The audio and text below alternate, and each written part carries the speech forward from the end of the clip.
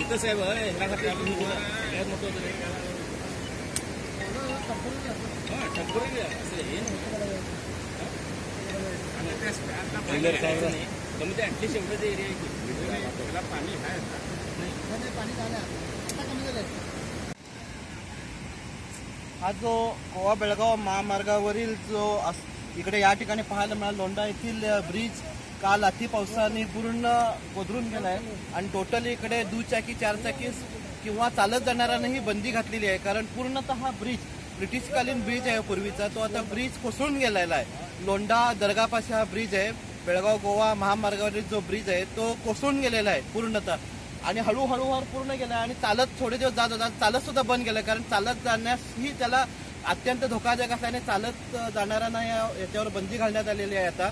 आणि त्यामुळे गोवा बेळगाव जो व्हाया अनमोड मार्गे जाणारा रस्ता पूर्णतः बंद झालेला आहे.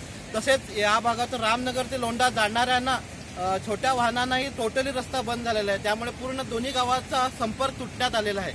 त्यामुळे तुम्हाला पाहायला मिळेल त्या बाजूला तुम्हाला पोलिसांनी पण पहारा दिलेला आहे. त्यामुळे इकडे चालत जाणाऱ्यांनाही सोडत नाही आहेत कारण चालत जातानाही पूर्णतः धोका निर्माण झाला आहे. त्यामुळे आता हा ब्रिज शेजारी ब्रिज बनवण्यात आला होता, तो पण अर्धवट स्थितीत आहे.